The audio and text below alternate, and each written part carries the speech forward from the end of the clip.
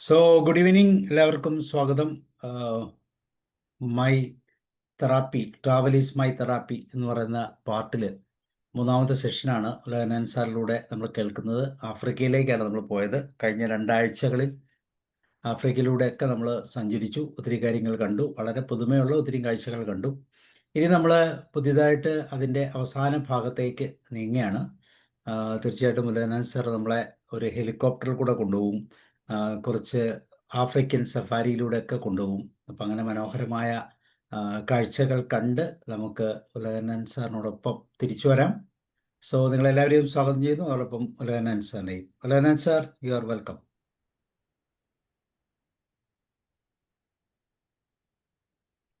Thank you sir. പ്രകൃതി നമ്മളെ ഇപ്പൊ അനുഗ്രഹിച്ചിരിക്കുകയാണ്.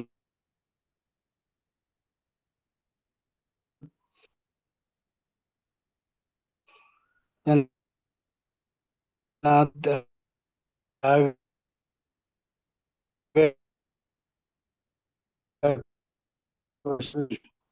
എന്റെ യാത്രയാണ്. ബസ് വളരെ ശക്തമായിട്ട് നല്ല സ്പീഡിൽ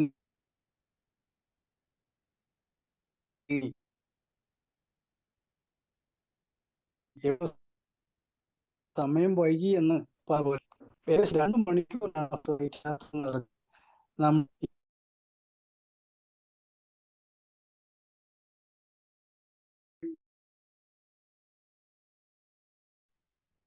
എയർപോർട്ടിലെ ടൂറിന്റെ ആളുകൾ നമ്മളെ കാത്തു നിന്നിരുന്നു. കഴിഞ്ഞ് പുറത്തു വന്ന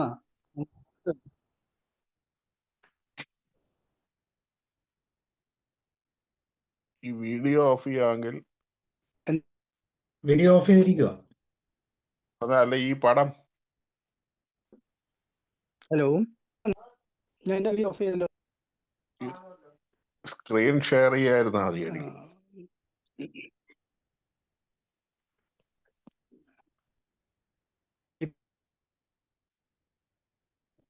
സാബു സാറെ കേൾക്കുന്നുണ്ടോ? കേൾക്കാം, പറഞ്ഞോളൂ.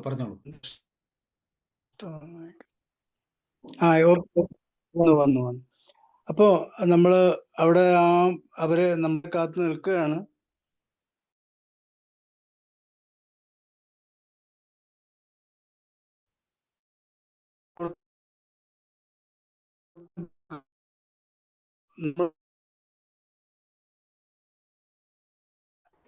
യാത്ര നാം പോകുന്നത് നാഷണൽ പാർക്കിലേക്കാണ്.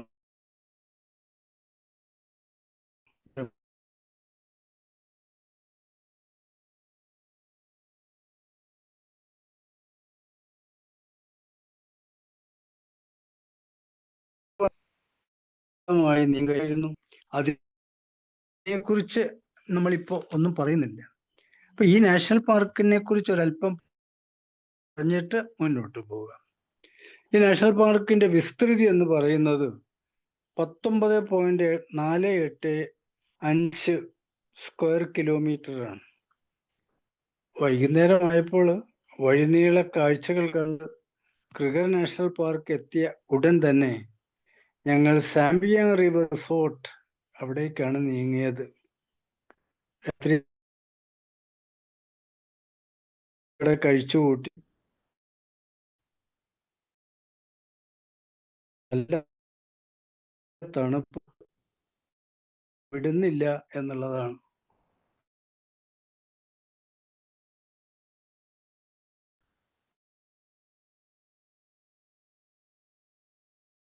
ആ ക്ഷീണം കൊണ്ട് നല്ലൊരു ഭക്ഷ്യ പോവുകയാണ് ചെയ്തത്.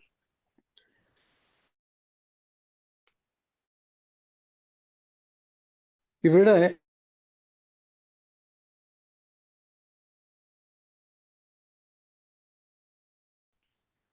മനോഹരമായൊരു കാഴ്ചയിലേക്കാണ് ക്രിഗർ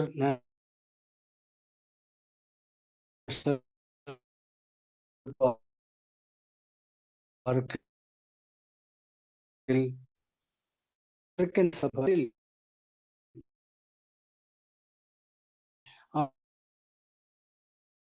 സഫാരി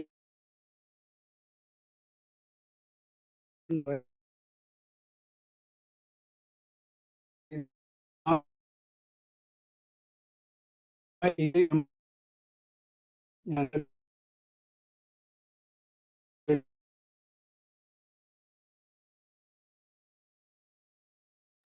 ഈ ആഫ്രിക്കൻ സഫാരിയുടെ ആദ്യത്തെ പാർട്ടിലേക്കാണ് നമ്മൾ പോകുന്നത്. ഇവിടെ ആനകൾ നടക്കുന്ന ഒരു പുൽപ്രദേശത്തൂടെയാണ് സാർ ആദ്യം യാത്ര ചെയ്തത്.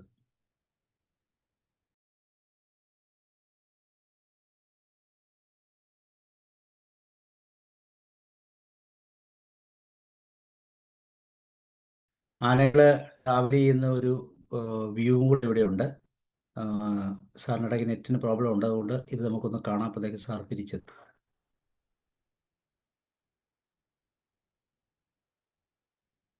സർ,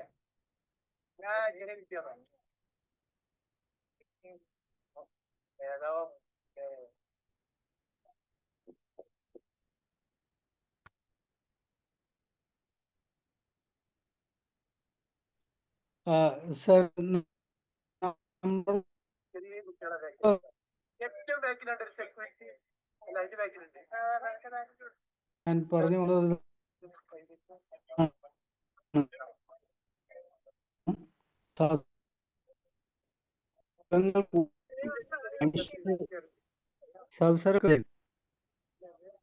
സാറെ കേൾക്കാൻ പറഞ്ഞു. കേൾക്കുന്നുണ്ടല്ലോ അല്ലേ?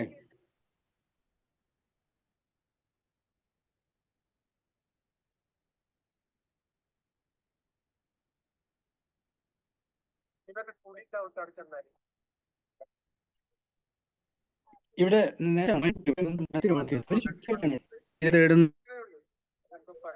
ഉല്ലസിക്കുന്നുണ്ട്. അവർ 3 ജീപ്പിൽ വ്യത്യസ്തമായ വഴികളുടെ മൃഗക്കാഴ്ചയ്ക്കായി കുറ്റിക്കാടുകളിലൂടെയും കിലോമീറ്ററുകളോളം സഞ്ചരിച്ചു. നിശബ്ദമായ ആ ഗെയിം റിസർവിലൂടെ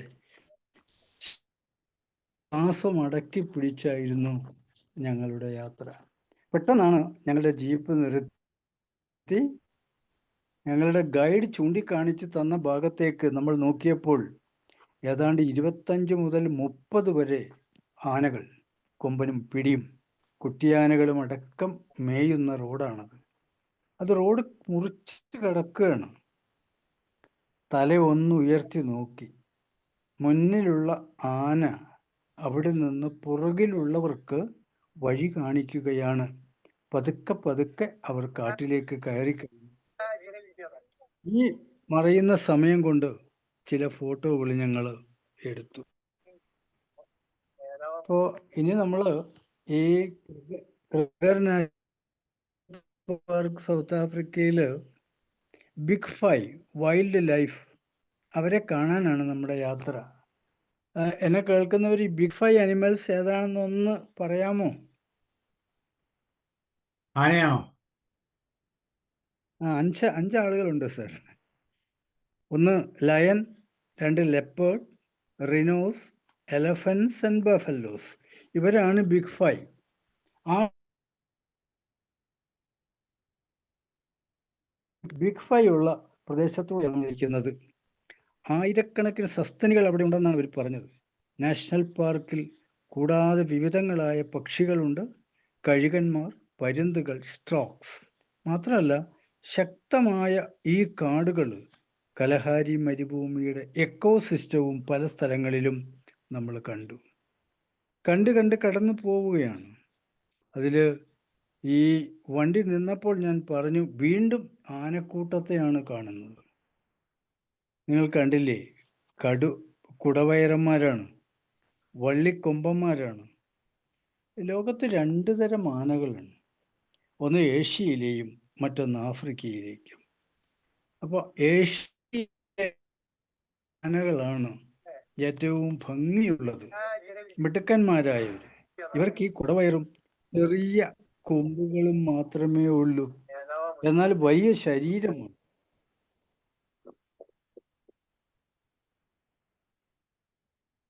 സാറേ, അപ്പോൾ നമ്മൾ ഉച്ച ഏതാണ്ട് തീരാറാവുകയാണ്. ഈ യാത്രക്കിടയിൽ വിശപ്പ് വിളിച്ചു കഴിഞ്ഞു. കൊണ്ടുപോയ കുപ്പിവെള്ളം നമ്മളിൽ തീർന്നു കഴിഞ്ഞു. നീ കാണാൻ കിടക്കുന്നു. കടന്നു വന്ന വഴിയിൽ ഒത്തിരി സ്ഥലത്ത് മാൻകൂട്ടങ്ങൾ ഉണ്ടായിരുന്നു, ആഫ്രിക്കൻ പന്നികൾ ഉണ്ടായിരുന്നു, സീബ്ര കാഴ്ചകൾ, ഗംഭീരൻ ജിറാഫ്. നമുക്കത് ഒന്നിനു പുറകെ ഒന്നായി താവസാരം നമ്മളെ കാണിച്ചു തരും. മിടുക്കൻ ഗംഭീരന്മാരായ ജിറാഫുകൾ, കഴുതപ്പുലിയും കേഴമാനും, പിന്നെയും പിന്നെയും ഒത്തിരി ഒത്തിരി അഴകുള്ള ജീവികൾ ഉണ്ടായിരുന്നു. വീണ്ടും നമ്മൾ മുന്നോട്ട് പോവുക. അതിൽ നമ്മൾ ആ ചിത്രത്തില് ആദ്യം കണ്ട ആ ജിറാഫ്, അവരുടെ കഴുത്തുകൾ തമ്മിൽ കൂട്ടി ഉരുമി നിൽക്കുന്ന ഒരു ചിത്രമാണത്. അപ്പോ അഴകുള്ള കാട്ടുപോത്തുണ്ട്, ഉഡൂസ്, അതെന്താണെന്ന് ഇപ്പൊ എനിക്ക് പറയാൻ അറിയില്ല. Giraffe, zebra. അതിനിടയിൽ സാർ നിങ്ങൾക്ക് കാണിച്ചു തന്നൊരു പടമുണ്ട്, ലെപ്പേർഡ്സ്. അപ്പൊ അവിടെ നോക്കൂ, ജിറാഫ് അതിനിടയിലൂടെ കടന്നു പോകുന്ന ഒരു ചിത്രമാണ്, വീഡിയോ ആണ് ഇപ്പൊ നിങ്ങൾ കണ്ടുകൊണ്ടിരിക്കുന്നത്. സീബ്ര കഴിഞ്ഞു. ഇതെപ്പോ സാറ് കാണിച്ചുകൊണ്ടിരിക്കുന്നത്? ഇപ്പൊ സീബ്ര. Zebra, okay. അത് പാസ് ചെയ്യാണ്, കൂട്ടത്തോടെ ഉണ്ട്, ഒന്നിനു പുറകെ. ആദ്യം അത് കിടക്കുകയാണ്, പിന്നെ അതിന്റെ കൂടെ പുറകിൽ ആളുകൾ ഉണ്ട്.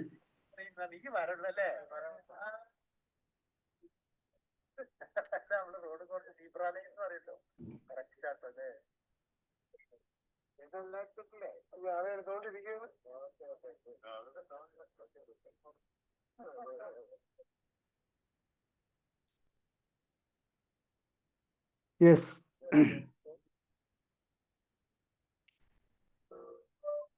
ഇനിയാണ് ആ പുള്ളിപ്പുലികൾ ഒരു ചാഞ്ഞ കൊമ്പിന്റെ മുകളിൽ കയറി നിൽക്കുന്നത്.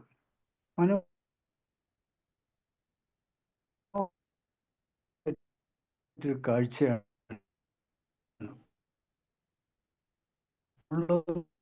പിടച്ചു എങ്കിലും നമ്മൾ മുക്കി നിൽക്കുന്ന ഒരു ചിത്രമായിരുന്നു ഇത് എന്നുള്ളതാണ്. മനോഹരമായൊരു കാഴ്ചയാണ്. അതിന്റെ വലതുവശത്ത് ഒരു വമ്പൻ പുലി റോഡ് കിടക്കുന്നത് കണ്ടു. അങ്ങോട്ട് കയറി കഴിഞ്ഞപ്പോ ആ കുഞ്ഞ് അവരുമായി കളിച്ചുകൊണ്ടിരിക്കുകയാണ്. അവർ തമ്മിൽ കളിച്ചുകൊണ്ട് നിൽക്കുന്ന കാഴ്ചയും അതിമനോഹരമായിരുന്നു.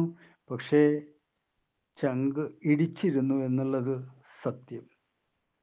ഇത്രയും കാഴ്ചകൾക്ക് ശേഷം നമ്മൾ കുസു കുസ എന്ന ഹോട്ടലിലേക്ക് പതുക്കെ നീങ്ങുകയാണ്. ഇനിയും കാണാനുണ്ട്. കുസുഹുസ ഈ സഫാരി ലോഡ്ജിൽ, അവിടെ ഒരു സഫാരി ലോഡ്ജാണ്, ഗംഭീരമായൊരു ലോഡ്ജാണ്, ഒരു ഹോട്ടൽ. കർഗർ നാഷണൽ പാർക്കിലെ സൗകര്യങ്ങളോട് കൂടിയ ലോഡ്ജ് ആകെ ഇതാണ്. ഏതാണ്ട് 128 മുറികളാണ് അവിടെ ഉള്ളത്. അതിൻ്റെ കാനന ഭംഗിയും ചുറ്റും കൊച്ചു കൊച്ചു മൃഗങ്ങളും പക്ഷികളുടെ ശബ്ദവും ഒരു തരം വന്യത നമുക്കുണ്ടാക്കുന്നുണ്ട്. ഹോട്ടലിൻ്റെ മുൻപിൽ ശരിക്കും പറഞ്ഞാൽ അതൊരു ഗോൾഫ് ഗ്രൗണ്ടാണ്. അവിടെ ആളുകൾ വന്ന് നേരങ്ങളിൽ പോലെ വെള്ളക്കെട്ടാണ്. സുഹൃത്തുക്കളെ, ആ വെള്ളക്കെട്ടിലാണ് ഹിപ്പോയുടെ നീരാട്ട്. ഹിപ്പോ അതിനകത്ത് വെള്ളക്കെട്ടിൽ ആഴുകയും ഉയരുകയും പൊങ്ങുകയും മുങ്ങുകയും ഒക്കെ ചെയ്യുന്നുണ്ട്. ചന്തക്കാരനും ചന്തക്കാരിയുമായ ഹിപ്പോകൾ, അവരുടെ ശരീരം മിനുമിനാന്ന് മിന്നുന്നുണ്ട്. വൈകുന്നേരത്തെ ആ സൂര്യപ്രകാശം അടിക്കുമ്പോൾ അത് വളരെ വ്യക്തമായിട്ട് നമുക്ക് കാണാനായിട്ട് കഴിയും. അത് മനോഹരമായ ഒരു കാഴ്ചയാണ്. സൂര്യൻ പതുക്കെ പതുക്കെ അകന്നു തുടങ്ങി. മുതലകൾക്കായി പ്രത്യേകം പ്രകൃതി മെനഞ്ഞെടുത്ത് വെച്ച പോലെയുള്ള കുളങ്ങൾ അവിടെയുണ്ട്. വൈകുന്നേരം ആയി തുടങ്ങി. മുതലകൾ പുറത്തേക്ക് ഇറങ്ങി.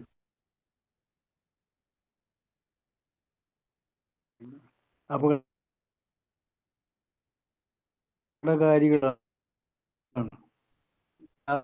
വീരന്മാരായ മുതലകളെ ടീമിൽ പലരും കണ്ടു.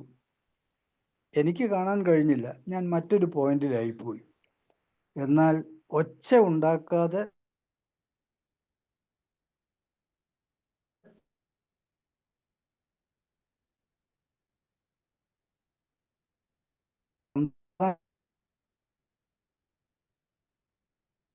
നടന്ന പലരും ഇതിൽ കാണിച്ചിരിക്കുന്നത് ഒരു, ഞാൻ ആദ്യം പറഞ്ഞ ഹിപ്പോ വെയിൽ കൊണ്ട് കരയിൽ കിടക്കുന്നതാണ്. അപ്പോൾ അവരവരുടെ മുറികളിലേക്ക് ഞങ്ങൾ ചേക്കേറി. നല്ല തണുപ്പ് അനുഭവപ്പെട്ടു. ഈ ചിത്രമാണ് വെയിൽ കൊണ്ട് കിടക്കുന്ന ഹിപ്പോ. ഒരു ആനയുടെ വലിപ്പം ഉണ്ടെന്ന് ഞങ്ങളൊരു 200 അടി അകലെ നിന്നാണ് കാണുന്നത്. അവിടെ ഒരു വെള്ളക്കെട്ടുണ്ട്. ആ വെള്ളക്കെട്ടിൽ നിന്ന് കയറി വെയിൽ കൊള്ളുകയാണ് മണൽപ്പരപ്പിൽ. ഓക്കെ.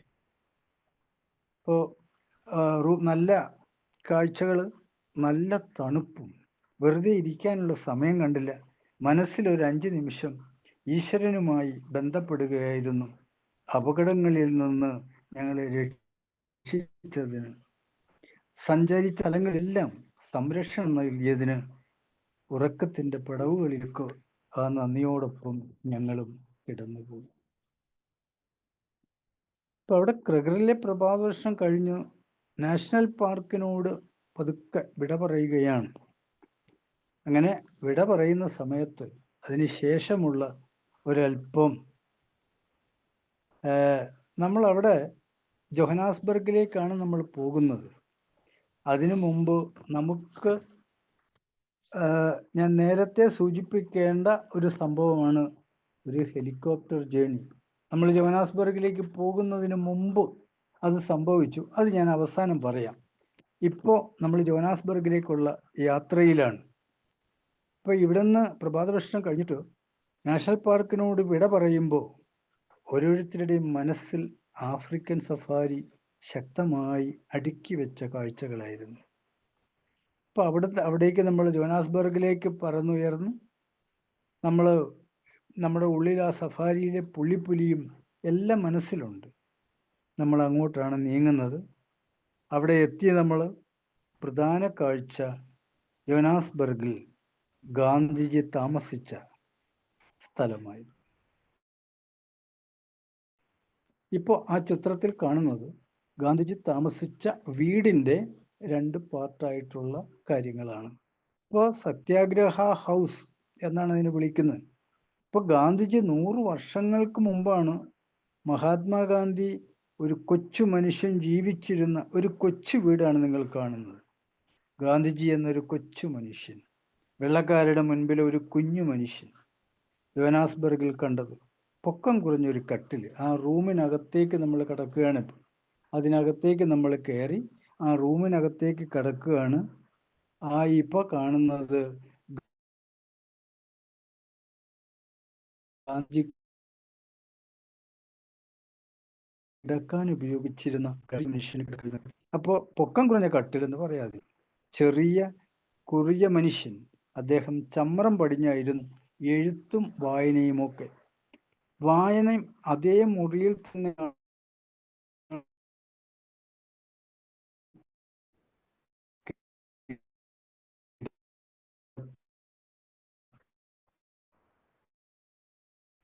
ആഫ്രിക്കയിലെത്തുന്നത് അത് ചരിത്രം. അദ്ദേഹം ഇവിടെ ഈ ജോഹനാസ്ബർഗിൽ താമസിച്ചിരുന്ന വീടാണ് സാർ ആദ്യം കാണിച്ചത്. ആഫ്രിക്കൻ ജനത അത്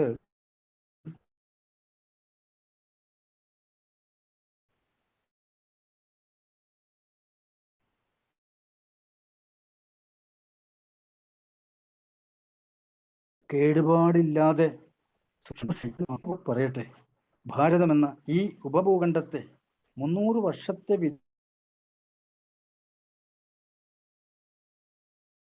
ദേശീയ ആധിപത്യത്തിൽ നിന്നും മോചിക്കാൻ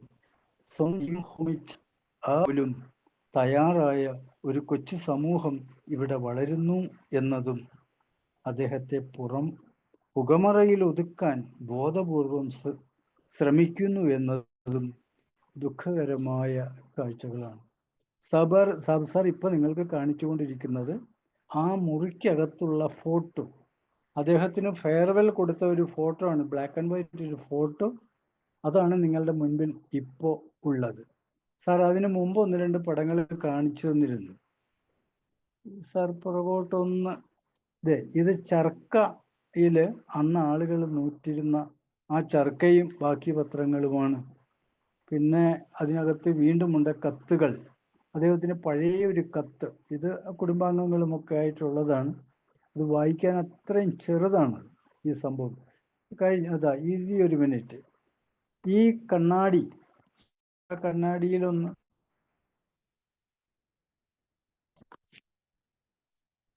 ഇത് അവസാനം അദ്ദേഹം നൽകിയിരുന്നത് ഗീതയായിരുന്നു. ഗീത ഏകദേശം ഒരു കാൽഭാഗത്തിന് മുകളിൽ തൻ ഉപയോഗിച്ചിരുന്ന കണ്ണാടി അങ്ങനെ തന്നെ വെച്ചിരിക്കുകയാണ്. നമ്മളൊന്ന് കണ്ണിലേക്ക് എടുത്താൽ ഗാന്ധിജി പുസ്തകം വായിക്കുന്നു, ഗീത വായിക്കുന്നു എന്ന് നമുക്ക് കാണാം. ഗീതയിൽ അദ്ദേഹം വായിക്കാൻ ഉപയോഗിച്ചിരുന്ന കണ്ണാടിയാണ് അവിടെ വെച്ചിരിക്കുന്നത്. അപ്പൊ അവിടെ നമ്മൾ ഗാന്ധിജിയെ മനസ്സിലൊന്ന് പ്രതിഷ്ഠിച്ച് ആ ചിത്രമൊന്ന് നോക്കിയാൽ അദ്ദേഹം വായിക്കുന്നു, കണ്ണട വെച്ച് ഗീത വായിക്കുന്നു. ജീവനുള്ള ഗാന്ധിജിയെ നമുക്ക് കാണാൻ കഴിയും. താഴെ ആ കാണുന്ന ചിത്രം വീടിന്റെ ഏതാ? കാര്യങ്ങളെ താഴെ കാണുന്ന ഒരു ചിത്രം, സർ, ഈ വീടിന്റെ താഴെ അതിനകത്ത് റൂമിനകത്തുള്ള ചില സാധനങ്ങളൊക്കെ വെച്ച ഒരു ചർക്കയാന്ന് തോന്നുന്നു അല്ലെ? ചിത്രമാണ്, വെറുതെ ചർക്കയാന്ന് തോന്നുന്നു. വെച്ചിരിക്കുന്ന.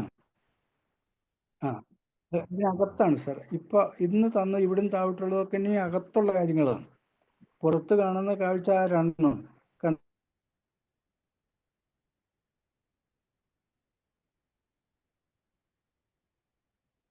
മെഴുകുതിരിയൊക്കെയാ.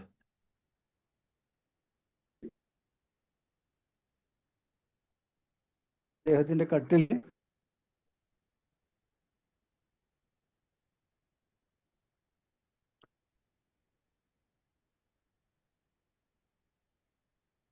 ആ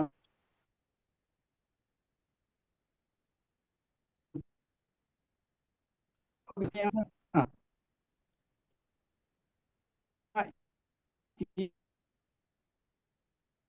ഈ- ആ,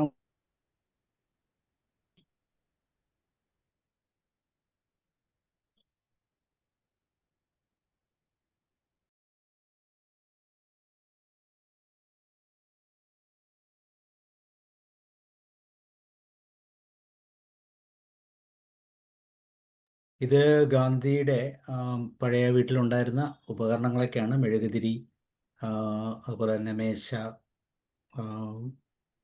സാർ, ഈ കാഴ്ചകള് അദ്ദേഹത്തിന് മെഴുകുതിരി, ആ മെഴുകുതിരിയും മെഴുകുതിരി കാലുകളും ആണ്. അവിടെ രണ്ട് വ്യക്തികൾ നിപ്പുണ്ട്. അതിൽ ശ്രീമതിയാണ്, ഒന്നിനുമാണ്. മറ്റൊരാളെ കൊണ്ട് എടുപ്പിച്ച ഒരു ഞാൻ മുന്നോട്ട് പോകാം. അപ്പൊ ആ വീട്ടിൽ അദ്ദേഹം താമസിച്ചത് 1908 മുതൽ 10 വരെയാണ്. വെറും 2 വർഷക്കാലം അവിടെ താമസിച്ചു.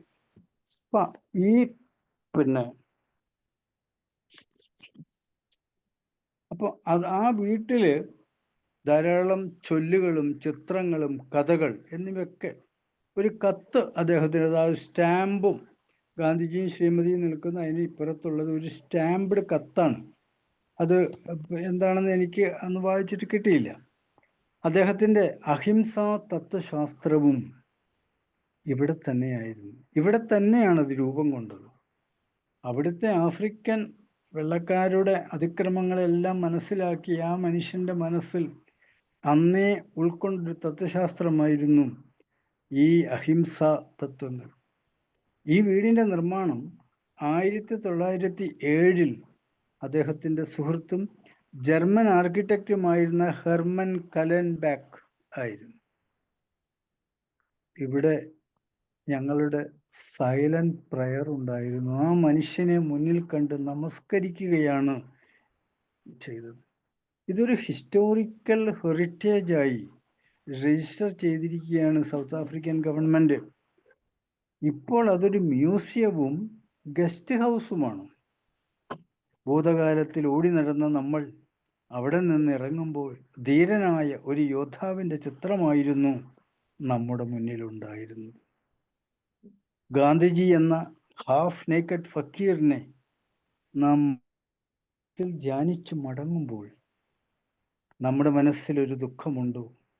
എന്ന് നമ്മുടെ സ്വാതന്ത്ര്യ സമരത്തിന് വേണ്ടി മുന്നേറിയ അദ്ദേഹത്തെ തമസ്കരിച്ചുകൊണ്ട് ഇന്നലത്തെ നമ്മുടെ സ്വാതന്ത്ര്യ സമര ദിനത്തിൽ, സ്വാതന്ത്ര്യം കിട്ടിയ ആ ദിനത്തിൽ, ആഗസ്റ്റ് 15-ന് വന്ന ചിത്രങ്ങൾ അദ്ദേഹത്തെ തമസ്കരിക്കുന്നതല്ലേ എന്ന് ഒരു സംശയം ഞാൻ പങ്കുവെക്കുന്നു എന്ന് മാത്രം.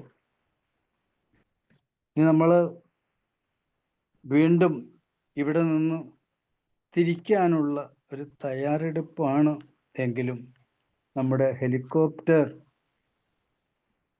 യാത്രയ്ക്ക് ഞങ്ങളുടെ കാത്തിരിപ്പാണ്. ഒരു ബെഞ്ച് മാത്രം അവിടെ ഇട്ടിട്ടുണ്ട്, അതിൽ കുറച്ച് പേര് ഇരിക്കുന്നുണ്ട്. അവിടെ ഒരു ചെറിയ കാഴ്ച ഉണ്ടായിരുന്നു. മറ്റൊരു ബെഞ്ചിന്റെ മുകളിൽ ഓൺലി ഫോർ വൈറ്റ്സ്. അത് പോട്ടെ, അത് മനസ്സിൽ അങ്ങനെ കണ്ടപ്പോൾ ഒരു വേദന തോന്നി.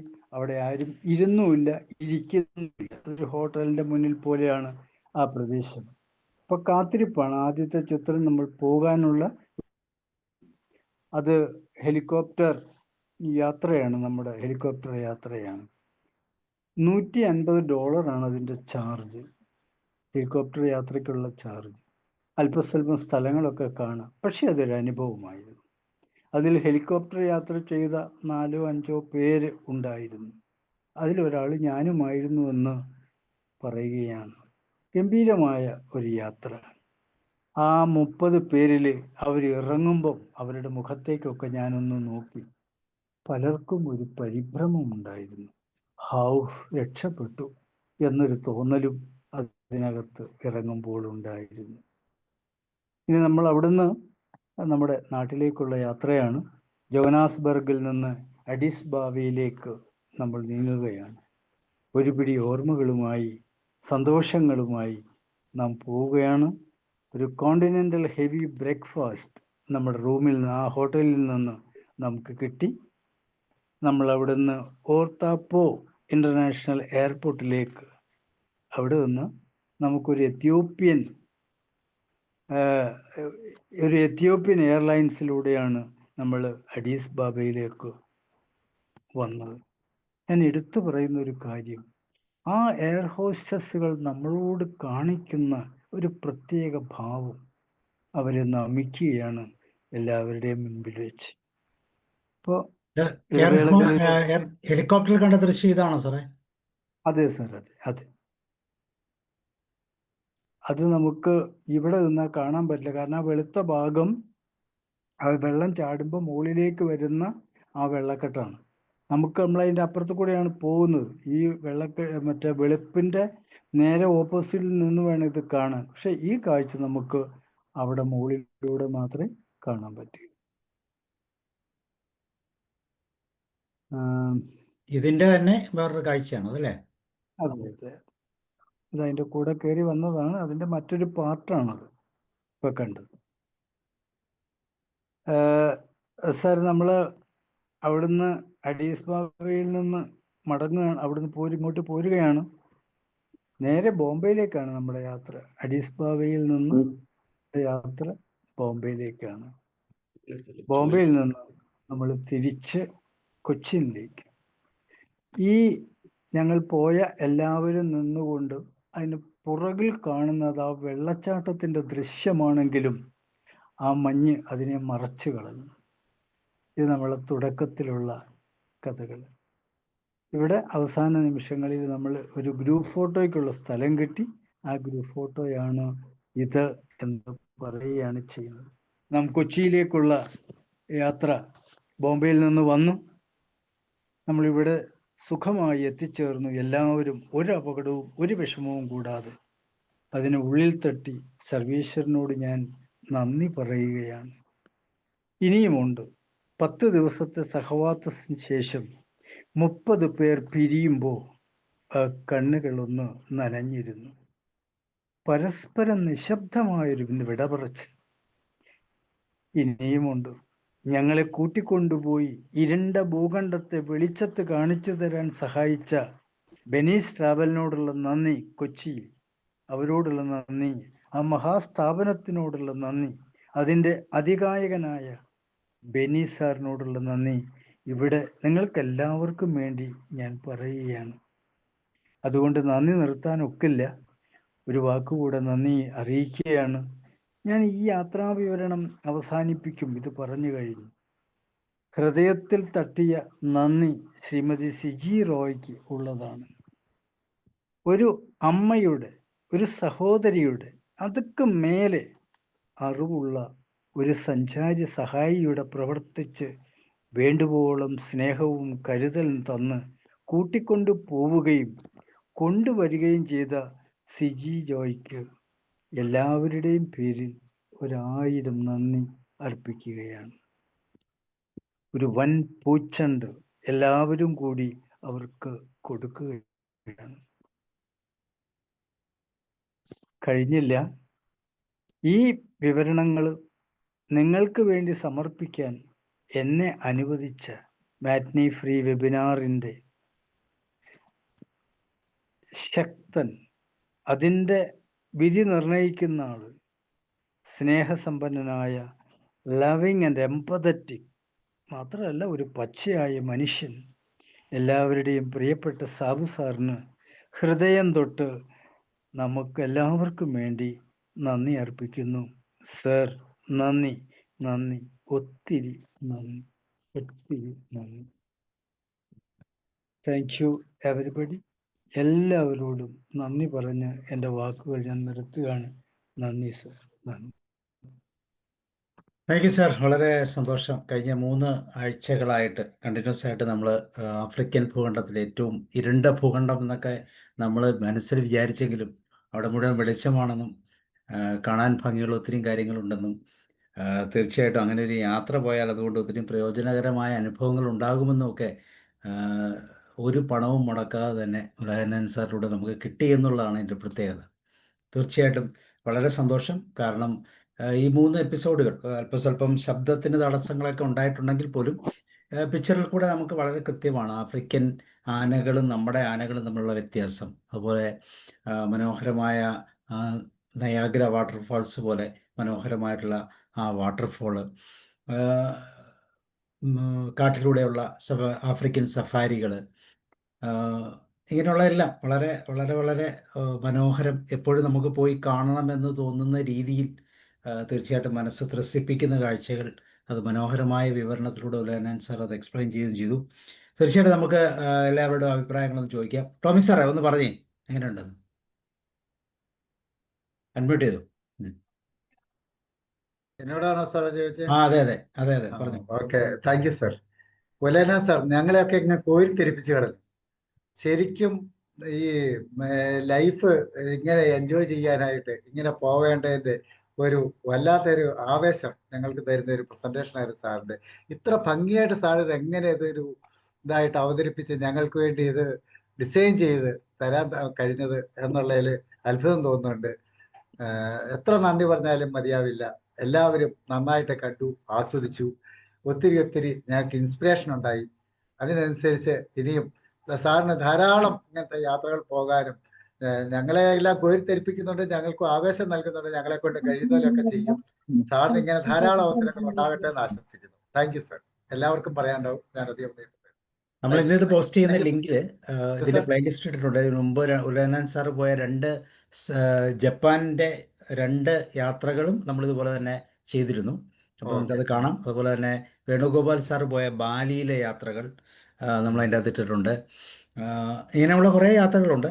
അതൊക്കെ നമുക്ക് എത്തിച്ചേരുന്ന സാബു സാറിനെയും അതിന് എത്ര അഭിനന്ദിച്ചാലും മതിയാവില്ല. Sir continuous sir. Thank U. Thanks a lot. കാരണം ഇതൊക്കെ ഒരു സന്തോഷം. ഞാൻ ഒത്തിരി യാത്രകൾ പോയിട്ടുണ്ട്. എൻ്റെ സാബു കേരളം എന്നുള്ള നമ്മൾ യൂട്യൂബിലൊന്ന് തപ്പിയാൽ, ജസ്റ്റ് ഗൂഗിളിലൊന്ന് തപ്പിയാൽ മതി. അവിടെ തന്നെ പ്രകൃതിയിലേക്കൊരു യാത്ര എന്ന് പറഞ്ഞ് മനോഹരമായൊരു യാത്രാ വിവരണം ഇഷ്ടംപോലെ സ്ഥലങ്ങൾ പോയിട്ടുണ്ട്. അപ്പം നമുക്കിത് എപ്പോഴും ഒരു ത്രസിപ്പിക്കുന്ന ഒരു ഓർമ്മ തന്നെയാണ്. കാരണം യാത്ര എന്ന് പറഞ്ഞാൽ അത്ര മനോഹരമാണ്. അത് തെറാപ്പി തന്നെയാണത്.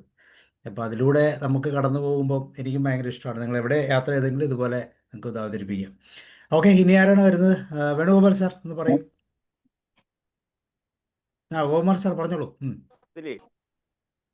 നമസ്കാരം. അവിടെ പോകണമെന്നുള്ള താല്പര്യം പകുതി കുറഞ്ഞു. കാരണം സാറിന്റെ അവതരണം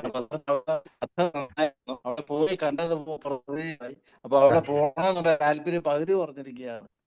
നല്ല അവതരണമായിരുന്നു, നന്നായിരുന്നു. നമസ്കാരം. Okay, thank you sir. Venugopal sir പറഞ്ഞു. സത്യത്തില് ഇപ്പൊ വിഷമം ഉണ്ടായിട്ടുള്ളത് ഉലയണ്ണൻ സാറിനേക്കാൾ എനിക്കാണ്. കാരണം ഈ ഒരുമിച്ച് ഇന്ന് പെട്ടെന്ന് തന്നെ അവസാനിപ്പിച്ചല്ലോ എന്നൊരു വിഷമം. കാരണം ഇത്രയും മനോഹരമായ കാഴ്ചകൾ കാണാൻ ഒരവസരം തന്ന ഉലയണ്ണൻ സാർ ഇങ്ങനെ പെട്ടെന്ന് അവസാനിപ്പിച്ച് കളഞ്ഞുള്ളൂ എന്നുള്ള വിഷമം മാത്രമേ ഉള്ളൂ. കാരണം പ്രത്യേകിച്ചും എൻ്റെ മനസ്സിലുണ്ടായിരുന്ന ഇപ്പോൾ ഗാന്ധിജി, ദക്ഷിണാഫ്രിക്കയിലെ ഗാന്ധിജിയുടെ ജീവിതമൊക്കെ പറ്റി നമ്മൾ മനസ്സിലാക്കിയിട്ടുണ്ട്. അദ്ദേഹത്തിന് അവിടെ വെള്ളക്കാരിൽ നിന്നുണ്ടായ അനുഭവങ്ങളെ പറ്റി നമ്മൾ മനസ്സിലാക്കിയിട്ടുണ്ട്. ഇതൊക്കെ വളരെ ചിത്രത്തിൽ ഉള്ളതുമാതിരി തന്നെ, ചിത്രം വരച്ച് കാണിക്കുന്ന മാതിരി തന്നെ അത്രയും വ്യക്തമായിട്ടാണ് ഉലയണ്ണൻ സാർ ഇപ്പം പറഞ്ഞിട്ടുള്ളത്. പിന്നെ അതുപോലെ തന്നെ ഈ നാഷണൽ പാർക്കിലെ കാഴ്ചകൾ, കൂടാതെ അവസാന നിമിഷം ഈ അടി സഭാപതി വരുന്നു, നാട്ടിലേക്ക് മടങ്ങുന്നുള്ള എല്ലാ രംഗങ്ങളും വളരെയധികം എന്താ പറയുക, ഹൃദയസ്പൃക്കോടെ മാത്രമേ അത് പിന്നെ ശ്രദ്ധിക്കാനും മനസ്സിലാക്കാനും സാധിക്കുന്നുള്ളൂ. ഏതായാലും ഇനിയും ഇത്തരം യാത്രകൾ സംഘടിപ്പിക്കാൻ ഉലയണ്ണൻ സാറിന് സാധിക്കട്ടെ എന്ന് ഞാൻ ആശംസിക്കുകയാണ്. Thank you Ulahannan sir. Okay, ഇനി ആരാ പറയുന്നത്? കുഞ്ഞായി മാസ്റ്റർ പറയൂ, അൺമ്യൂട്ട് ചെയ്യും. Thank you Sabu sir, thank you Ulahannan sir. വളരെ മനോഹരം. ആഫ്രിക്കൻ കാടുകളിലൂടെ ഉലയണ്ണൻ സാറിൻ്റെ കൂടെ ഞാനും യാത്ര ചെയ്യുകയായിരുന്നു. സാറിൻ്റെ വിവരണം കേട്ടപ്പോൾ അവിടെയൊക്കെ ഒന്ന് സന്ദർശിക്കാനും പഠിക്കാനും വല്ലാതെ താല്പര്യം തോന്നി. ഈ ജീവിതത്തിനിടയിൽ ഇതൊക്കെ വലിയ വലിയ ഒരു ഭാഗ്യമായിട്ടാണ് ഞാൻ കാണുന്നത്. ഹൃദയസ്പൃക്കായ രീതിയിൽ ഉള്ള സാറിൻ്റെ വിവരണം വളരെ നന്നായി. ഇനിയും ഇതുപോലെയുള്ള വിവരണങ്ങളുമായി സാറ് വരണം. എല്ലാവിധ ആശംസകളും നേരുന്നു. Thank you. Okay, then Mohandas sir unmute ചെയ്യും.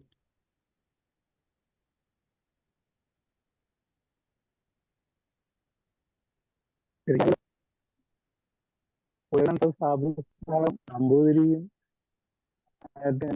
മനോജ് സാറുമായിട്ട് ഞാൻ നെല്ലിയാമ്പതി പോയായിരുന്നു. ഇതൊക്കെ വിവരണമൊക്കെ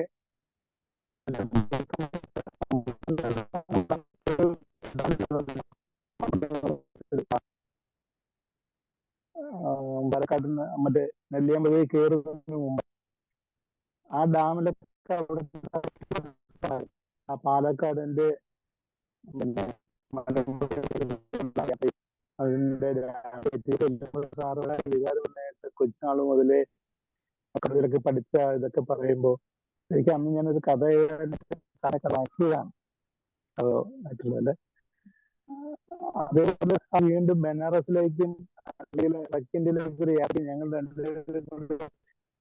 ആൾമോസ്റ്റ് അത് നടന്നില്ല. സാറിന്റെ കൂടെ ഒരു യാത്ര പോവുകയാണെങ്കിൽ വളരെ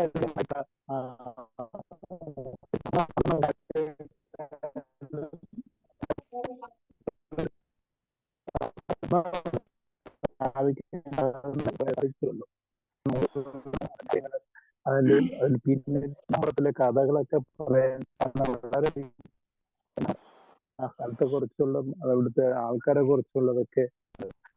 ഞാനീ പറഞ്ഞ പോലെ യൂറോപ്പും പാരീസും ാണ്. പക്ഷെ അതൊക്കെ ഒരു യാത്രയിൽ പിന്നെ സിംഗപ്പൂരിലും ഈ പറഞ്ഞ നല്ല അതൊക്കെ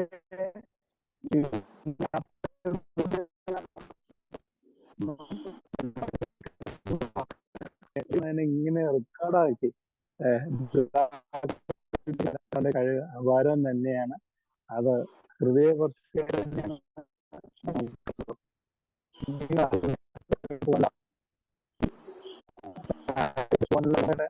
അത് നമുക്ക് ഒരു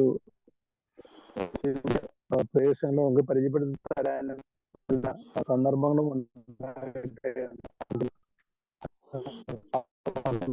എന്ന് പറയുന്നുണ്ട്. വളരെ വളരെ വെറൈറ്റി ആയിട്ടുള്ള ഒരു വെറൈറ്റിയാണ് ഈ യാത്രാ അനുഭവങ്ങളും മറ്റുള്ളതൊക്കെ. വളരെ സന്തോഷമുണ്ട്. ഓക്കെ. തീർച്ചയായിട്ടും ഞാനും ഉലയനൻ സാറും കൂടെ ഞങ്ങൾ കഴിഞ്ഞ ഈ വർഷം ആദ്യം ഞങ്ങൾ കുറേ യാത്രകൾ ചെയ്തിരുന്നു. നമ്മൾ സാബു കേരളം എന്ന് പറയുന്ന ഗൂഗിളിൽ സാബു കേരളം ചുമ്മാ അടിച്ചു കഴിഞ്ഞാൽ ഇതുപോലെ മൂന്നാമത്തായിട്ട് വരുന്ന പ്രകൃതിയിലേക്കൊരു യാത്ര എന്ന് പറയുന്ന ഒരു വിവരണമുണ്ട്. ഇതിനകത്ത് ഏകദേശം 2 ലക്ഷത്തിലധികം ആളുകൾ വ്യൂ ചെയ്യുന്ന ഒരു സൈറ്റാണിത്. ഇതിൽ ഈ പൈതൽ മല എന്ന് പറയുന്നത് ഞാനും ഉലയനൻ സാറും കൂടെ കണ്ണൂർക്ക് പോയപ്പോൾ കണ്ട ഒരു സ്റ്റേഷനാണ്. ഞങ്ങൾ ഈ പൈതൽ മലയുടെ മുകളിലൊക്കെ കയറി കംപ്ലീറ്റ് മുകളിൽ കയറാൻ ഉലയനൻ സാർ നല്ല കയറ്റമാണ്. ഇതുപോലെ ഒത്തിരി സ്ഥലങ്ങളുണ്ട്. 1000-ലധികം സ്റ്റേഷൻസ് നമ്മൾ ഇങ്ങനെ ഇതുപോലെ ഇട്ടിട്ടുണ്ട്. അങ്ങോട്ടുള്ള യാത്രയിൽ കുറേ സ്ഥലങ്ങളൊക്കെ നമ്മൾ കണ്ടു. അപ്പോൾ സാബു കേരളം എന്ന് ചുമ്മാ അടിച്ച് ഗൂഗിളിൽ അടിച്ചു കഴിഞ്ഞാൽ പ്രകൃതിയിലേക്ക് ഒരു യാത്ര എന്ന ടൈറ്റിൽ ഉണ്ടെങ്കിൽ ആ ടൈറ്റിലും ഇതൊക്കെ കാണാൻ സാധിക്കും. ഇതെല്ലാം ഞാൻ പോസ്റ്റ് ചെയ്യും. എനിവേ അപ്പോൾ ഇതൊന്ന് കഴിഞ്ഞു. ഇനിയിപ്പം രാജ് സാർ പറയും. Thank you sir. ഞാൻ ആക്ച്വലി മൂന്നാമത്തെ 1ഉം 3ഉം മാത്രമേ കണ്ടുള്ളൂ. രണ്ടാമത്തെ കഴിഞ്ഞ ആഴ്ചത്തെ കാണാൻ പറ്റില്ല. ഞാൻ വേറെ ബിസി ആയിട്ട് ഉണ്ടായിരുന്നു. കഴിഞ്ഞ ആഴ്ച വലിയ നഷ്ടമായി പോയെന്ന് തോന്നുന്നു. കാരണം എനിക്ക് മഹാത്മാഗാന്ധിയെ കുറിച്ച് യൂട്യൂബിലുണ്ട് സാറേ, യൂട്യൂബിലുണ്ട്. ഓക്കെ, ഞാൻ കാണാൻ തുടർന്നായിരിക്കും. കഴിഞ്ഞ ആഴ്ചത്തെയാണ് ഏറ്റവും നല്ല ക്ലാരിറ്റി. കാരണം കഴിഞ്ഞ ആഴ്ച നല്ല നെറ്റൊക്കെ നല്ല ക്ലിയർ ആയിരുന്നു. ഈ 2 ദിവസം പ്രശ്നങ്ങളുണ്ടായിരുന്നു. ജോഹന്നാസ്ബർഗിലേക്ക് കുറിച്ച് പറഞ്ഞാൽ അത് ലോകത്തിലേക്ക് ഏറ്റവും വലിയൊരു സിറ്റികളിലൊന്നാണ്. ജോഹന്നാസ്ബർഗിലേക്ക് പോകുന്ന ആൾക്കാർ തിരിച്ചു വരില്ലെന്ന് പറയാറുണ്ട്. അത്രയ്ക്ക് മനോഹരമായ സ്ഥലമാണ്. ജോഹന്നാസ്ബർഗിലേക്ക് പോകുന്ന ആൾക്കാർ തിരിച്ചു വരില്ല. എന്നാൽ നമ്മുടെ ഉലയനൻ സാർ തിരിച്ചു വന്നു. നമുക്ക് എല്ലാം ഭാഗ്യമായി. കാരണം അവിടെ അത്രയ്ക്കധികം മനോഹരമാണ്. അതുപോലെ തന്നെ ഭയങ്കരമായിട്ടുള്ള എന്താ പറയുക പ്രലോഭനങ്ങളുണ്ട്. പിന്നെ അവിടെ ചെയ്യാൻ തോന്നുകയില്ല. പലപ്പോഴും പലരും അതിൽ പെട്ടുപോവുകയും ചെയ്യുന്നുണ്ട്. പിന്നീട് എനിക്ക് ഓർക്കാൻ കഴിയുന്ന ഡേവിഡ് ലിവിങ്സ്റ്റനെ കുറിച്ചാണ് പറഞ്ഞത് കഴിഞ്ഞ മുമ്പത്തെ ആഴ്ചയിൽ. അതായത് വിക്ടോറിയ വാട്ടർഫോൾസിൻ്റെ പേര് തന്നെ ഡേവിഡ് ലിവിങ്സ്റ്റൺ വാട്ടർഫോൾസ് എന്നും കൂടെ പറയുന്നുണ്ട്. അപ്പോൾ അത് തീർച്ചയായിട്ടും വലിയ ഹിസ്റ്ററിയിലെ അല്ലെങ്കിൽ ചരിത്രത്തിൻ്റെ ഒരു ഭാഗമാക്കി മാറുകയ അല്ലെങ്കിൽ ആഫ്രിക്കയെ ലോകത്തിന് കാണിച്ചു കൊടുത്ത ഏറ്റവും വലിയ വ്യക്തിയായിരുന്നു ഡേവിഡ് ലിവിങ്സ്റ്റൺ. അതായത് കറുത്ത ഭൂഖണ്ഡത്തിന് ഇപ്പോൾ വെളുത്ത ഭൂഖണ്ഡമായിട്ട് അറിയപ്പെടാൻ പ്രധാനപ്പെട്ട കാര്യം അദ്ദേഹമായിരുന്നു. അദ്ദേഹം അവിടെ പോയി വനാന്തരങ്ങളിൽ കൂടി യാത്ര ചെയ്ത് അവിടെയുള്ളതായ പട്ടികജാതിക്കാരെ അവരെ ചികിത്സിക്കുകയും അല്ലെങ്കിൽ അവർക്ക് ആവശ്യമായിട്ടുള്ള എല്ലാവിധമായിട്ടുള്ള കാര്യങ്ങളും ചികിത്സിക്കാൻ വേണ്ടിയല്ല അദ്ദേഹം പോയത്. അവിടെ മതം പ്രചരിപ്പിക്കാനല്ല, ക്രിസ്ത്യൻ ലവ് അവിടെ അല്ലെങ്കിൽ സുവിശേഷം അറിയിക്കാൻ വേണ്ടിയാണ് പോയത്. അദ്ദേഹത്തിന് മനസ്സിലായി അവിടെ അതിനേക്കാൾ കൂടുതൽ ആവശ്യം അവർക്ക് ആവശ്യമായ സൗഖ്യമാണ്. കാരണം ഒരുപാട് അസുഖങ്ങളാൽ എല്ലാവരും മരിച്ചു പോകുന്ന അവസ്ഥ, പകർച്ചവ്യാധികൾ വളരെയധികം ഉള്ള സ്ഥലമായതുകൊണ്ട് ആളുകൾ മരിച്ചു പോകുന്നു. അപ്പോൾ അതുകൊണ്ട് അദ്ദേഹം തിരിച്ച് ഗ്ലാസ്ഗോയിൽ വന്നിട്ട്, അതായത് സ്കോട്ട്ലൻഡിൽ വന്നിട്ട് അദ്ദേഹം മെഡിസിൻ അതായത് MBBS പാസ്സായിട്ട് പിന്നെ തിരിച്ചു പോവുകയാണ് ചെയ്യുന്നത്. അത്രയ്ക്കും വളരെയധികം എന്താ പറയുന്നത് വളരെയധികം ത്യാഗമനുഭവം ഉണ്ടായിരുന്ന വ്യക്തിയാണ്. അതുകൊണ്ടാണ് അദ്ദേഹത്തിൻ്റെ പേര് ഇപ്പോഴും ചരിത്രത്തിൽ അറിയപ്പെടുന്നത്. ആഫ്രിക്കൻ ഭൂഖണ്ഡത്തിനെ കണ്ടുപിടിച്ച വ്യക്തി ഇതുപോലെ പറയുന്ന ഡേവിഡ് ലിവിങ്സ്റ്റൻ്റെ കാര്യമാണ് പറയുന്നത്. അതിനുശേഷം ഇപ്പോൾ മഹാത്മാഗാന്ധി എന്ന് പറയുന്ന ഇതിഹാസ വ്യക്തിത്വത്തിൻ്റെയും സാർ അവതരിപ്പിച്ചു എന്ന് പറയുന്നു. തീർച്ചയായിട്ടും വളരെയധികം താങ്ക്സ് ഉണ്ട് നമ്മുടെ ഉലയനൻ സാറിന്. പിന്നെ മറ്റേ ഒരു കാര്യം എനിക്ക് പെട്ടെന്ന് ഓർമ്മ വരുന്നത് കേപ്പ് ഓഫ് ഗുഡ് ഹോപ്പ് എന്ന് ഉള്ള പറയുന്നതായിട്ടുള്ള മുനമ്പിന്, ആഫ്രിക്കൻ മുനമ്പിന് കേപ്പ് ഓഫ് ഗുഡ് ഹോപ്പ് എന്നാണ് പറയുന്നത്. അതിൻ്റെ പേര് വരാൻ കാര്യം, അതിനു മുമ്പ് ഈ നമ്മുടെ ആരാണ് ഇന്ത്യയിലേക്ക് വന്നത്, വാസ്കോഡിഗാമ ഇന്ത്യയിലേക്ക് വന്നത് ഈ കേപ്പ് ഓഫ് ഗുഡ് ഹോപ്പ് ചുറ്റിയാണ്. നേരത്തെ അതിനെ കേപ്പ് ഓഫ് ഗുഡ് ഹോപ്പ് അല്ല അറിയപ്പെടുന്നത്, കേപ്പ് ഓഫ് ഹുറിക്കെയിൻ എന്നാണ് അറിയപ്പെടുന്നത്. കാരണം വളരെയധികം ഹുറിക്കെയിൻ എന്ന് പറഞ്ഞാൽ എന്താണ്, ചുഴലിക്കാറ്റ്, അത്രയധികം ചുഴലിക്കാറ്റ് ഉണ്ടായിരുന്ന സ്ഥലം. അതുകൊണ്ട് ആർക്കുമായി പറയുന്നതായ മുൻപ് കടക്കാൻ സാധിക്കത്തില്ലായിരുന്നു. 1492 ബെർത്തലോമായി എന്ന് പറയുന്ന ഒരു നാവികൻ വന്നിട്ട് അവിടെ കടക്കാൻ തിരിച്ചുപോയി. അതിനുശേഷം 1598 ഒരു 6 വർഷം കഴിഞ്ഞിട്ടാണ്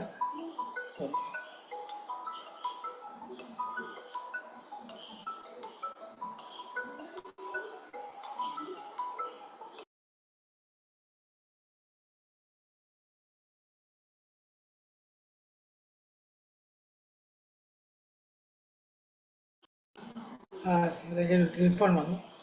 അങ്ങനെ അത് ആ കേപ്പ് ഓഫ് ഗുഡ് ഹോപ്പ് എന്നുള്ള പേര് വരാൻ കാര്യം പിന്നീട് ഈ 6 വർഷം കഴിഞ്ഞപ്പോൾ അല്ല കഴിഞ്ഞപ്പോൾ നമ്മുടെ ഈ വാസ്കോഡി ഗാമ അതുവഴി ചുറ്റിക്കറങ്ങി നമ്മുടെ ഇന്ത്യയിലേക്ക് കടന്നു വന്നു 1498.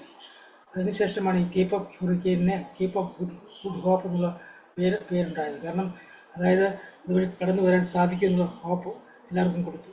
നേരത്തെ അവിടെ ഭയങ്കര ചുഴലിക്കാറ്റായിരുന്നു, അതുകൊണ്ട് ആർക്കും അതുവഴി കടന്നു വന്നിട്ട് ഈ ഇന്ത്യയിലേക്കോ ഇന്ത്യൻ ഭൂഖണ്ഡത്തിലേക്ക് വരാൻ സാധിക്കത്തില്ലായിരുന്നു. അങ്ങനെയുള്ള ഒരു പേര് വരാൻ തന്നെ അത് ഈ ജോഹന്നാസ്ബർഗിൻ്റെ ഏറ്റവുമാണെന്ന് വേണമെങ്കിൽ പറയാം. ജോഹന്നാസ്ബർഗ് എന്ന് പറയുന്നത് ലോകത്തിലെ ഏറ്റവും വലിയ നഗരങ്ങളിലൊന്നാണ്. അതിൻ്റെ മനോഹാരിത നമ്മുടെ ഉല്ലരൻ സാർ വിവരിച്ചത് എനിക്ക് കേൾക്കാൻ സാധിച്ചില്ല കഴിഞ്ഞ ആഴ്ചയിൽ. ഞാൻ യൂട്യൂബിൽ പോയി കേൾക്കാവുന്നതായിരിക്കും. Thank you very much. Thank you Sabu sir. Back to U.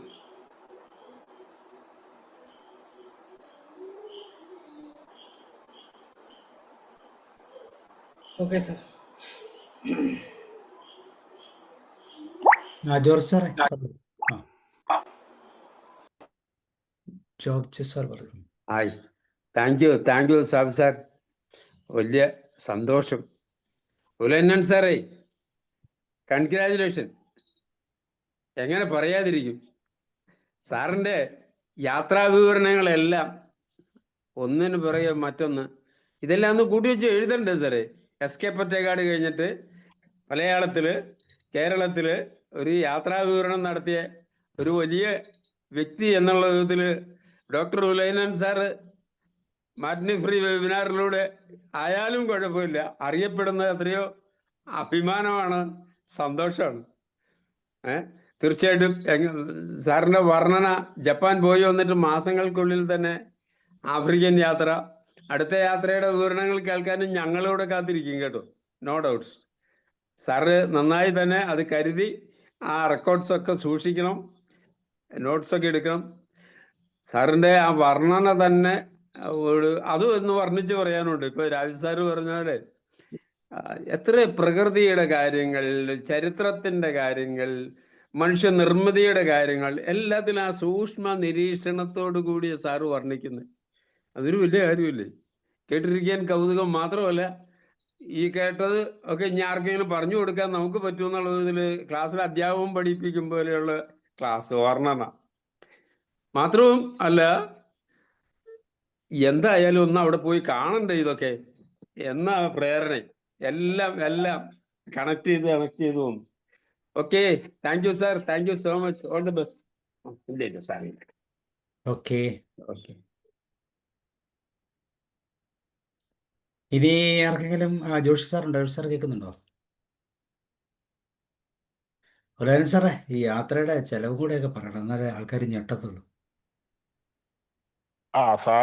സാറിന് ഒരു നന്ദി പറയേണ്ടത് അത്യാവശ്യമാണ്. അതുകൊണ്ട് ഓരോ യാത്രയും ഒരു അനുഗ്രഹമാണ്. ഉലൈനൻ സാറിന് ലഭിച്ച ഒരു വലിയ അനുഗ്രഹമാണ് ഈ യാത്ര. അതും ഗാന്ധിജി കുറെ നാൾ വസിച്ച ഒരു മണ്ണിൽ. ഏകദേശം ഗാന്ധിയുടെ ഷേപ്പൊക്കെ ഉണ്ട് ഉലൈനൻ സാറിനും. ആ കഷണ്ടിയും ഒക്കെ കുറച്ചൊക്കെ സാമ്യം തരുന്നുണ്ട്. എന്തായാലും സാറ് കുറെ പൈസയൊക്കെ മുടക്കി ആഫ്രിക്ക കണ്ടു. ഞങ്ങള് ഒരു പൈസയും മുടക്കാതെ ഇപ്പോൾ അത് കുറേയൊക്കെ കേട്ടു. അതുകൊണ്ട് ഞങ്ങൾ ഇച്ചിരി കാശ് മുടക്ക് കുറവായതുകൊണ്ട് എൻ്റെ ആരംഭ ഭാഗത്തിൽ സൗണ്ടിനൊക്കെ ചെറിയ കുഴപ്പമുണ്ടായിരുന്നു. അപ്പോൾ അത് കാശ് മുടക്കി കണ്ടവൻ്റെ അത്ര പറ്റത്തില്ലല്ലോ.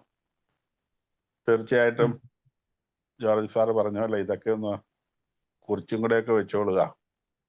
ഒരു പുസ്തകമായിട്ട് ഇറക്കാൻ പറ്റിയാൽ അങ്ങനെ, അല്ലെങ്കിൽ കൂടെയും ഒരു കുറിപ്പായിട്ട് തന്നെ ഇരിക്കട്ടെ നമ്മുടെ സാറിൻ്റെ ഓർമ്മ ശേഖരത്തിലേക്ക്. തീർച്ചയായിട്ടും വളരെ സന്തോഷമുണ്ട്. 3 എപ്പിസോഡിൽ എനിക്കിത് മാത്രമേ ഉള്ളൂ പൂർണ്ണമായിട്ട് കേൾക്കാൻ പറ്റുള്ളൂ. ഇനിയും ധാരാളം യാത്രകൾ ചെയ്യാൻ സാധിക്കട്ടെ. ഒരുപക്ഷെ നമ്മുടെയൊക്കെ ഇടയിൽ ആളുകൾ ഈ കാലയളവിൽ കുറെ അധികമായി ഇപ്പം അതിലേക്ക് വരുന്നുണ്ട്. പ്രത്യേകിച്ച് നമ്മുടെ ഇങ്ങനത്തെ ഈ വാട്സപ്പ് ഗ്രൂപ്പുകളും ഒക്കെ വന്നപ്പോൾ, സൗഹൃദ സംഘങ്ങൾ വന്നപ്പോൾ, ഇങ്ങനെ സംഘം ചേർന്നൊക്കെ പോകുന്ന ഒരേർപ്പാടിലേക്ക് വന്നു. നമ്മുടെ അതുപോലെയുള്ള നാട്ടിലെ ഒരുപാട് പേർക്കും അതിനൊന്നും സാധിക്കില്ലായിരുന്നു മുൻകാലങ്ങളിൽ. കാരണം സാധാരണക്കാരായ മനുഷ്യർക്ക് അവരുടെ ദൈനംദിന ജീവിതത്തെ കരുപ്പിടിപ്പിക്കാൻ വേണ്ടിയിട്ടുള്ള നെട്ടോട്ടത്തിനിടയിൽ ഇങ്ങനെയുള്ള കാര്യങ്ങളൊക്കെ ചിന്തിക്കാൻ തന്നെ പറ്റിയിരുന്നില്ല. എന്നാൽ ഇന്ന് ആളുകൾക്കൊക്കെ ഇതിനെക്കുറിച്ച് ബോധമുണ്ട്. അതിനൊക്കെ ഉള്ള പ്രത്യേക ഒരുപാട് തരം ഏജൻസികളുണ്ട്. ഇതിനൊക്കെ വേണ്ടിയിട്ടുള്ള പണം നീക്കിവെച്ച് അതൊക്കെ ഒന്ന് കരുതി വെച്ച് പിന്നെ ഈ ഓരോ കാലത്ത് പോകാനായിട്ടുള്ള സംവിധാനങ്ങളൊക്കെ ആളുകൾ കണ്ടെത്തുന്നുണ്ട്. പിന്നെ സർവോപരി എല്ലാവർക്കും നല്ലൊരു പങ്കാളുകൾക്കും ജോലി ചെയ്യാവുന്ന ആളുകൾക്ക് വരുമാനം, സാമാന്യം ഭേദപ്പെട്ട വരുമാനം ഇന്ത്യയിലായാലും പുറത്തായാലും ഒക്കെ നേടിയെടുക്കാൻ സാധിക്കും. അപ്പോൾ തീർച്ചയായിട്ടും എല്ലാവർക്കും എൻജോയ്മെൻ്റ് ആവശ്യമാണല്ലോ. അപ്പോൾ അതിന് ഇന്നലകളിൽ സാധിക്കാതെ പോയവർ, ഇന്നും ഇപ്പോൾ സാധിക്കാതെ പോയിരിക്കുന്നവരൊന്നും വിഷമിക്കേണ്ട കാര്യമില്ല.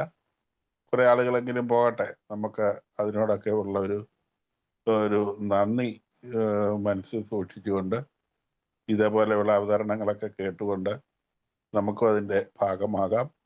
ദൈവം അനുഗ്രഹിക്കട്ടെ. ഉലകനാൻ സാറിനും പ്രിയതമയ്ക്കും ഇതിനുള്ള അനുഗ്രഹം കിട്ടിയതിന് പ്രത്യേകമായിട്ട് നന്ദി പറയുകയും നിങ്ങളെ അഭിനന്ദിക്കുകയും ചെയ്യുന്നു. ഇനിയും മറ്റിടങ്ങളിലേക്ക് പോകാൻ സാധിക്കട്ടെ. ഞങ്ങളോട് പങ്കുവയ്ക്കാൻ സാധിച്ചതിലുള്ള സന്തോഷവും അറിയിച്ചുകൊണ്ട് നിർത്തുന്നു. Thank you. Okay sir, thank U. അപ്പോൾ ഇനി നമുക്ക് ഉലകനാൻ സാർ ഒന്ന് കേട്ടിട്ട് നിർത്താം. ഉലകനാൻ സാർ കേൾക്കാമോ? ഒരാൾക്കാണ് 2.5 ലക്ഷം, രണ്ടുപേർക്കാണ് 2.5 ലക്ഷം. അല്ല, 2 ലക്ഷം ഏതൊക്കെ അതിൽ കൂടുതൽ, ഒരാൾക്ക് 3 ലക്ഷം രൂപ അങ്ങനെ ഉണ്ടെന്ന് എനിക്ക് തോന്നുന്നു. ഉലകനാൻ സാർ കേൾക്കാമോ? അൺമ്യൂട്ട് ചെയ്യൂ.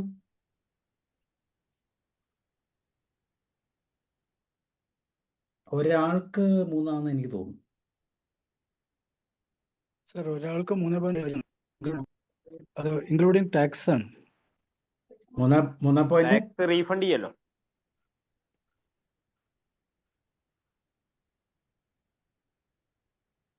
3 പറഞ്ഞു? 3.70. 3.7 ആണെന്ന് തോന്നുന്നു. Tax T C S next ഇയറിൽ നമുക്ക് റീഫണ്ട് ആവും.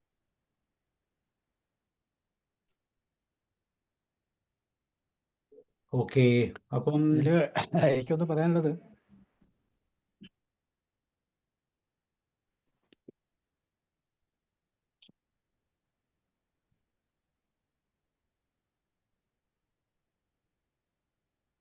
സാറിൻ്റെ നെറ്റ് കണക്ഷൻ അവിടെ ഇച്ചിരി പൂറാണ്.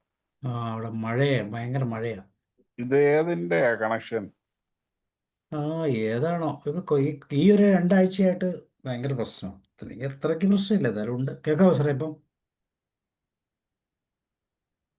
മഴയും കാറ്റും എല്ലാം കൂടി ആകുമ്പം അത് മാത്രമല്ല സർ, വീടിന് ചുറ്റും മരങ്ങളാണ്. മാവ് വീടിന്റെ പുറത്തും മുറ്റത്തും സൈഡിലും ഒക്കെ ഉണ്ട്.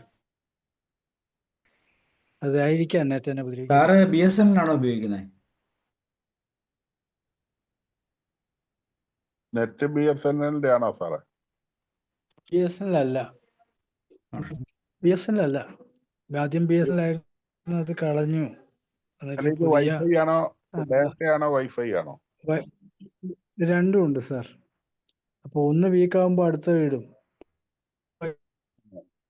മഴയുടെ പ്രശ്നമായിരിക്കും, ലെഞ്ചിന്റെ ഒക്കെ പ്രോബ്ലം കൊണ്ടായിരിക്കും. അപ്പോൾ okay, thank you sir once again. Africa കാണാനുള്ള അവസരം നൽകിയതിന്, അതിലൂടെ സാറിനൊപ്പം യാത്ര ചെയ്ത് തിരിച്ചെത്തിച്ചതിന് ഒക്കെ.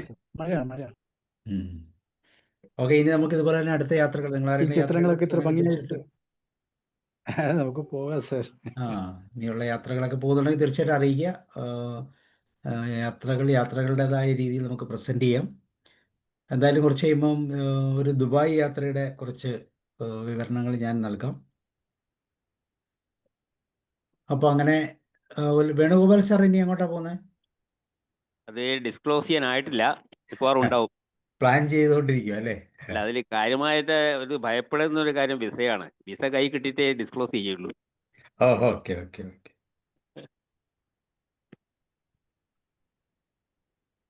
സാർ ഗ്രൂപ്പിന്റെ കൂടെയാണോ പോണത്, അതോ സാർ ഇൻഡിപെൻഡന്റ് ഞാനോ? ആയിട്ടാണോ? അല്ല, താമസ സാറോ? അല്ല, അല്ലല്ല, ഞാന് നമ്മളെ സോമൻസ് ടീമില്ല. ഗ്രൂപ്പിന്റെ കൂടെയാണെങ്കിൽ എളുപ്പമുണ്ട്. മറ്റേതാണെങ്കിൽ നമ്മൾ എല്ലാ ഗ്രൂപ്പിന്റെ കൂടെ കാര്യങ്ങളും നമ്മളുടേതായ ആണെങ്കിൽ രീതിയിൽ ചെയ്യണം. അല്ല, നമുക്ക് ട്രെയിന് എന്താ ടെൻഷൻ കുറഞ്ഞു കിട്ടും. ടൂർ മാനേജർ കൂടെ ഉണ്ടെങ്കിൽ നമുക്ക് ടെൻഷൻ കുറഞ്ഞു കിട്ടും. അതെ അതെ. കാരണം എല്ലാം പിന്നെ അയാൾ ചെയ്തോളും, നമ്മളെ കൂടെ പിന്നെ അങ്ങ് പോയാൽ മതി. ടൈമിങ്ങിന്റെ പ്രശ്നമുണ്ട്. എല്ലാം കറക്റ്റ് അതെ, ഷെഡ്യൂൾ അനുസരിച്ച് നമ്മളെ കാണാൻ കസ്റ്റമൈസ് ടൂറിന്റെ കുഴപ്പം എന്താണെന്നറിയോ? അല്ലെങ്കിൽ നമുക്ക് അറിയണം നമ്മളെ കൂടെ വരുന്ന ആൾക്കാർ വിദേശ രാജ്യങ്ങൾ സന്ദർശിച്ച ആൾക്കാർ കൂടെ ഉണ്ടാവണം. എന്നാൽ വലിയ പ്രശ്നമില്ല, അല്ലെങ്കിൽ ബുദ്ധിമുട്ടിനെ.